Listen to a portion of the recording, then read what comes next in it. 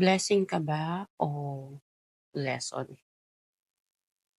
Post kasi yan ng friend ko na medyo napaisip ako ng very mild.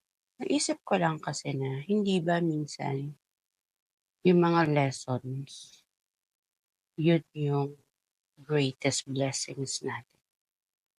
Ang tanong ko lang, anong klaseng kaibigan ka? Ikaw ba friend na blessing agad? Or ikaw ba yung friend na magbibigay ng life lesson in a positive way o life lesson na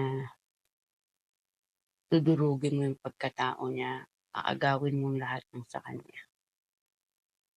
Ahas, kumbaga. Well, siyempre, hindi 'to una, magtatanong lang ulit.